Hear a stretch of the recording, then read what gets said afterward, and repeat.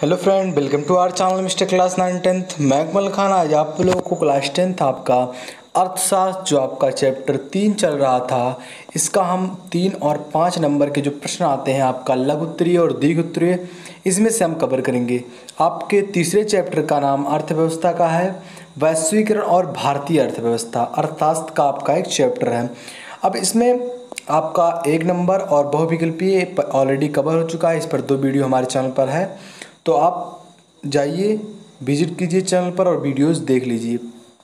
देखिए, इसमें जो आपका पहला क्वेश्चन है ये है, बहुराष्ट्रीय कंपनियां किस प्रकार उत्पादन पर नियंत्रण रखती हैं। जो बहुराष्ट्रीय कंपनियां होती हैं, यानी कि जो 2 या 2 देशों से राष्ट्रों से मिलकर बनी होती हैं, इन कंपनियों को बहुराष्ट्रीय कंपनियां कहते हैं। और इस पर इनका उत्पादन पर नियंत्रण कैसे रख पाती हैं, उत्पादन पर नियंत्रण इनका कैसे होता है। तो हमारा जो उत्तर है यह उत्पादन पर नियंत्रण करने की विधियां क्रमशः हैं संयुक्त उपक्रम विधि, स्थानीय कंपनियों को खरीदना। संयुक्त उपक्रम विधि होता है विधि जिससे कि स्वतंत्रता रूप से काम किया जाता है, उन पर काम करने के लिए कोई प्रेशर ना डाला जाए। तो ऐसे इन स्थिति में जो विधि होती है इन्हें संयुक्त उपक्रम विधि कहते हैं। और जो आपका दूसरा होता है स्थानीय कंपनियों को खरीदना। जो करीब की कंपनियां होती हैं, यानी कि नज़दीक की कंपनियां होती हैं, और वो कंपनियां जो निरंतर काम करती हैं के स्थान पर उन्हें स्थानीय कंपनी कहते हैं, इनको खरीद लिया जाता है। जो कि बहुराष्ट्रीय कंपनियों पर उत्पादन पर इन्हीं कारणों द्वारा नियंत्रण होता है। आपका जो तीसरा है छोटे उत्पादकों से माल खरीदना अपने ब्रांड का इस्तेमाल करके। तो ये जो कारक थे ये बहुराष्ट्रीय कंपनियों के उत्पादन पर नियंत्रण रखती हैं। जो आपका दूसरा है कि किन कारणों से भारत में आर्थिक सुधार की आवश्यकता पड़ी। ऐसे क्या कारण हुआ, ऐसा क्या रीज़न हुआ कि जिससे भारतीय अर्थव्यवस्था को सुधारने की आवश्यकता पड़ी, ज़रूरत पड़ी। आपका आंसर है कि राजकोषीय घाटों में वृद्धि, प्रतिकूल भुगतान संतुलन में वृद्धि, विदेशी मुद्रा भंडारण में कमी। देखते हैं आप, डॉलर आपका $1 और भारतीय कंपनी रुपया है तो यहाँ आपका 73 रुपया, कभी 76 रुपया, कभी 70 रुपया। तो ये जो भारतीय मुद्रा में गिरावट आ रही है, ये कहीं ना कहीं आर्थिक व्यवस्था को सुधारने की, आर्थिक सुधार की आवश्यकता पड़ रही है। कीमतों में वृद्धि हो रही है। सार्वजनिक क्षेत्रों में उद्यमों का कार्य संतोषजनक ना होना, भारतीय कंपनियों को प्रतिस्पर्धा के लिए तैयार करना। तो ये सारे रीजंस हैं जिनके कारण भारत में अर्थव्यवस्था को सुधारने की आवश्यकता पड़ी।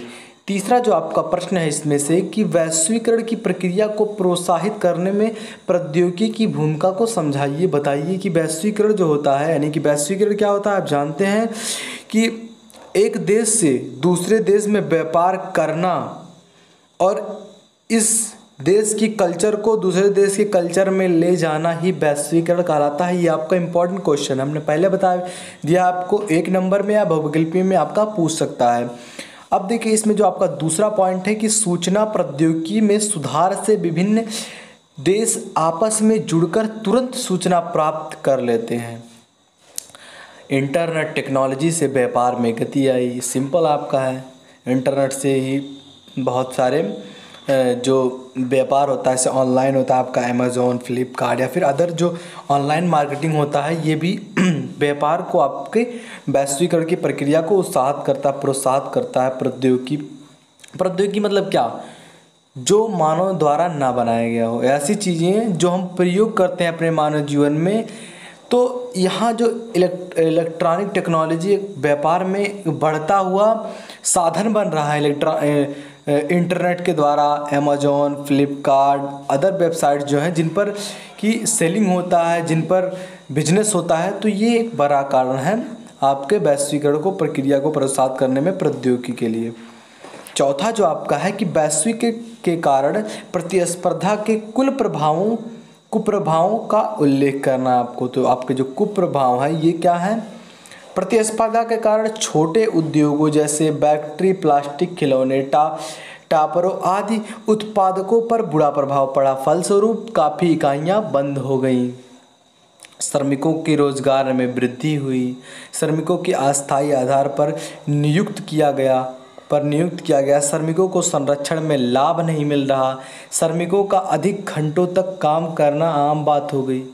तो ये जो सारी कारणें हैं ये वैश्वीकरण के कारण प्रतिस्पर्धा पर कुप्रभाव का उल्लेख करती हैं। यानी कि एक जो मजदूर वर्ग का व्यक्ति है उसके काम का वैल्यू नहीं है, कार्य का वैल्यू है, कितने घंटे काम कर दे फिर भी उसको वेतन उतना ही मिलता है। तो ये कुप्रभाव है प्रतिस्पर्धा के लिए वैश्वीकरण में। तो ये सारे कारण हैं। अब पांचवा जो आपका क्वेश्चन है ये है वैश्वीकरण को न्याय संगत बनाने के लिए सरकार की भूमिका को स्पष्ट कीजिए। इसमें जो आपका है आंसर, जो आपका पहला पॉइंट है सरकार की क्या भूमिका होती है, तो वैश्वीकरण की नई नीति के अनुसार भारतीय अर्थव्यवस्था को विश्व अर्थव्यवस्था से जोड़ने का प्रयत्न किया गया ताकि पूंजी, तकनीकी ज्ञान और अनुभव का विश्व के विभिन्न देशों से आदान प्रदान हो सके। वैश्वीकरण की नीति के लिए अनुसार भारत में जो अर्थव्यवस्था है वो विश्व की अर्थव्यवस्था से जोड़ने का प्रयत्न किया गया, प्रयास किया गया ताकि जो आय है, पूंजी है, ये तकनीकी ज्ञान और अनुभव, तकनीकी जो ज्ञान है और अनुभव का विश्व के विभिन्न देशों से आदान प्रदान हो। तो जो आपका दूसरा पॉइंट इसमें है कि सरकार ने माल में आयात पर अनेक प्रतिबंध हटा दिए गए। जो आपका आता था, आयात मतलब आने वाला, और निर्यात मतलब देश से कोई माल निकाला जाए तो उसे निर्यात करते हैं, और अंदर आ जाए तो इसे आयात कहते हैं। इन पर प्रतिबंध हटाया। तो आयातित माल पर कर कम कर दिए, विदेशी निवेशों को भारत में निवेश के लिए प्रोत्साहन दिया, तकनीकी क्षेत्र में को हर ढंग से उन्नत करने का प्रयत्न किया, प्रयास किया। अगला जो आपका क्वेश्चन है ये है वैश्वीकरण का लोगों के जीवन पर क्या प्रभाव पड़ा। वैश्वीकरण से लोगों के जीवन पर क्या प्रभाव पड़ा, तो आपका उपभोक्ता के सामने पहले से अधिक विकल्प हैं कि कोई यहाँ होता था कि वैश्वीकरण में कोई एक निश्चित ही सामान आप बेच सकते थे पहले, एक कि हमारा ये सामान है, इन्हीं कैटेगरी के लोग आते थे व्यापार करने, यानी कि उनके पास अगर ऐसा माल होता था तो बेचने आते थे। लेकिन यहाँ नहीं, वैश्वीकरण जब हुआ तो अनेक प्रकार के जितने भी आपके पास टैलेंट है, प्रोडक्ट बनाए ले जाकर कंपनियों में दिए और उसका वैश्वीकरण होने लगा, आदान प्रदान होने लगा, आयात निर्यात होने लगा। तो ये इससे उपभोक्ता के सामने अधिक विकल्प हो गए। अब देखिए, उपभोक्ताओं को कम कीमत पर अधिक गुणवत्ता वाले उत्पाद उपलब्ध हो रहे हैं। लोग पहले की तुलना में आज बेहतर जीवन का मजा ले रहे हैं, जीवन स्तर का मजा ले रहे हैं। उद्योगों और सेवाओं में नए रोजगार उत्पन्न हुए हैं। उद्योगों को कच्चे माल इत्यादि की आपूर्ति करने वाली स्थानीय कंपनियां समृद्ध हुई। सातवां जो आपका क्वेश्चन है ये भारत सरकार ने स्वतंत्रता के पश्चात विदेश व्यापार और विदेशी विनिमय पर अवरोध क्यों लगा दिए गए। तो आपका आंसर है कि विदेशी प्रतिस्पर्धा से देश के उत्पादकों की रक्षा करना। स्वतंत्रता से पहले अंग्रेजों ने भारतीय उद्योगों धंधों को चौपट कर दिया। स्वतंत्रता के बाद यहाँ भारतीय उद्योग स्थापित किए गए। उद्योगों के विकास के लिए विदेशी व्यापार पर रोक की आवश्यकता थी। क्वेश्चन आपका क्या है समझिए, भारत सरकार ने स्वतंत्रता के पश्चात विदेश व्यापार और विदेशी विनिमय पर अवरोध क्यों लगाए। क्योंकि जो विदेशी प्रतिस्पर्धा है ये देश के उत्पादन की रक्षा करता है। स्वतंत्रता से पहले जो आपके अंग्रेज थे ये भारतीय उद्योग धंधा को चौपट कर दिए थे और स्वतंत्रता के बाद यहाँ उद्योग स्थापित कर दिया। तो उद्योग के विकास के लिए विदेशी व्यापार पर रोक की आवश्यकता थी। तीसरा जो आपका है कि स्वतंत्रता के बाद भारत 562 टुकड़ों में बटा। यहाँ परिवहन तथा संचार में साधन में अस्त व्यस्त रहे थे।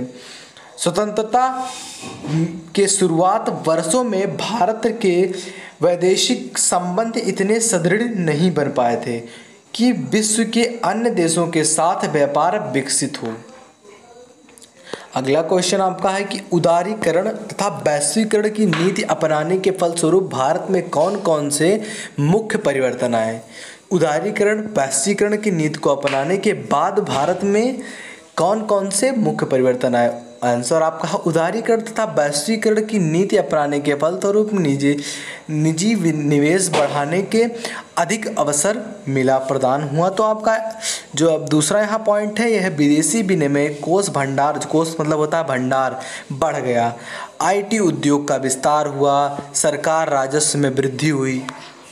तो ये कारण थे। 9वां जो आपका क्वेश्चन है कि विश्व व्यापार संगठन क्या है, इसके कार्य क्या है, क्या यह वास्तव में अपने कार्यों को पूरा कर रहा है। तो आपका आंसर जो है यह है विश्व व्यापार संगठन WTO का एक ऐसा संगठन है जिसका उद्देश्य अंतर्राष्ट्रीय व्यापार को उदार बनाना है और मुक्त व्यापार को सुविधा देना है। अब देखिए क्वेश्चन आपका क्या था, विश्व व्यापार संगठन क्या है। तो विश्व व्यापार संगठन एक ऐसा संगठन है जिसका उद्देश्य अंतर्राष्ट्रीय व्यापार को उदार बनाना है और मुक्त व्यापार को सुविधा देना है। अब जो आपका जो है इसके क्या कार्य हैं, तो कार्य आपके इसके हैं कि विश्व व्यापार संगठन अंतर्राष्ट्रीय व्यापार से संबंधित नियमों को निर्धारण करता है और यह देखता है कि इन नियमों का पालन हो रहा है अथवा नहीं। ये इनके कार्य हैं विश्व व्यापार संगठन की। क्या वास्तव में अपने कार्यों को पूरा कर रहा है। वास्तविकता विकसित देशों में अनुसूचित ढंग से व्यापार अवरोध को बढ़ाकर रखा है। दूसरी ओर विश्व व्यापार संगठन के नियमों ने विकासशील देशों को व्यापार अवरोध हटाने के लिए विवश किया है। तो यहाँ विश्व व्यापार संगठन के कुछ कार्य थे, कुछ क्या थे, ये इनके कार्य क्या है, क्या वास्तव में ये सही ठीक है या नहीं। 10वां जो आपका क्वेश्चन है कि विदेशी व्यापार और विदेशी निवेश में क्या अंतर है। विदेश में आप व्यापार कर रहे हैं या विदेश में आप इन्वेस्ट कर रहे हैं, इसमें क्या अंतर है। तो विदेशी व्यापार आपका जो है ये क्या है, देखिए विदेशी व्यापार से वस्तुओं को खरीदने और बेचने को विदेशी व्यापार कहते हैं। यहाँ 1 नंबर का क्वेश्चन बना सकता है कि विदेशी व्यापार किन्हें कहते हैं। तो आप क्या लिखेंगे, विदेशों में वस्तुओं को खरीदने और बेचने को विदेशी व्यापार कहते हैं। अब यहाँ विदेशी निवेश का बात कर रहा है, तो विदेशी निवेश अधिक लाभ कमाने के उद्देश्य से जब बहुराष्ट्रीय कंपनियां मेजबान देश में धन से उत्पादन इकाई की स्थापना करती हैं तो उन्हें विदेशी निवेश कहते हैं।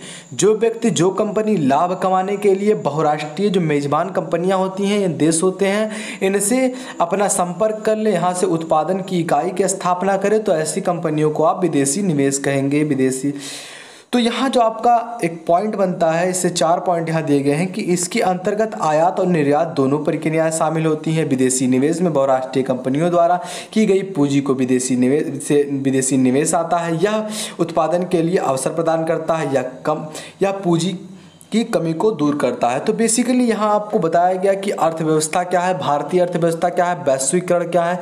यहाँ वैश्वीकरण का बार बार बात आ रहा है, वैश्वीकरण क्या है, तो हमने आपको 3 या 4 बार बता दिया है कि वैश्वीकरण क्या है।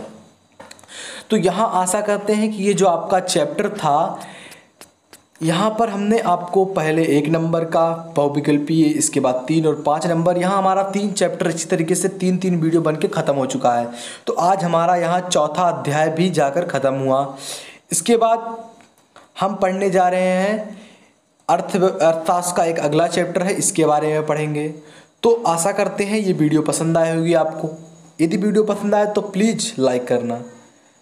अगर वीडियो और ज़्यादा अच्छा लगा हो तो चैनल को सब्सक्राइब करिए, अपने दोस्तों में भी शेयर कीजिए ताकि उन्हें भी, अगर वो कक्षा 10वीं में है या फिर कंपटीशन की तैयारी कर रहे हैं जिनमें उनका वैश्विक अर्थव्यवस्था, भारतीय अर्थव्यवस्था से क्वेश्चन उठाते हैं, पुटअप करते हैं, तो उनके लिए भी आसानी होगी। तो आपसे रिक्वेस्ट है कि वीडियो को ज़्यादा से ज़्यादा लोगों तक शेयर करिए। मिलते हैं आपसे अगली वीडियो में, तब तक के लिए जय हिंद, जय भारत।